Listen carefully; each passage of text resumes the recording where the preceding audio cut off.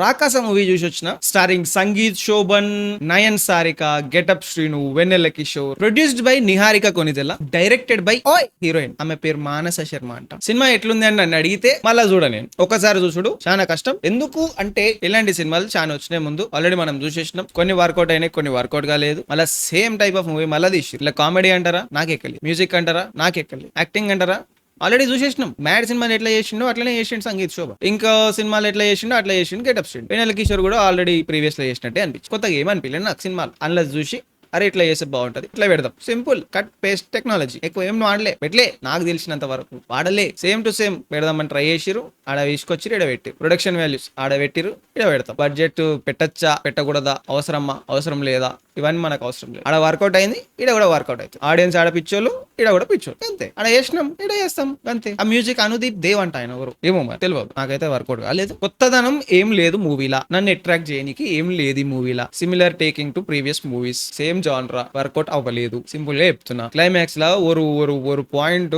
ఒక emotional setup into work. Production అయితే ఎక్కువనే పెట్టిరు పైసలు, అవసరం లేకుండా ఎంత. మరి హిట్ అవుతుందని మస్తు చెప్పుకుంటారేమో, I don't know how true it is, నాకైతే అనిపిస్తలేదు. Your money whatever it is. Would I recommend this movie? Absolutely not. Would you want to watch? Up to you. నీకు చూడాలనిపిస్తే, నీకు ఈ జాన్రా ఎక్కుతుంది అనిపిస్తే మీరు వెళ్ళి చూడొచ్చు. ఎందుకంటే మేబీ రూరల్ పాపులేషన్ లో ఉన్న వాళ్ళు కొంతమంది టైం పాస్ కోసం చూడొచ్చేమో, కొంతమంది కిడ్స్ కి నవ్వు రావచ్చేమో, who knows, maybe that is the target audience ఏమో, నేను కాదేమో, ఐ డోంట్ నో. నాకైతే కాదు, నాకైతే ఎక్కలేదు.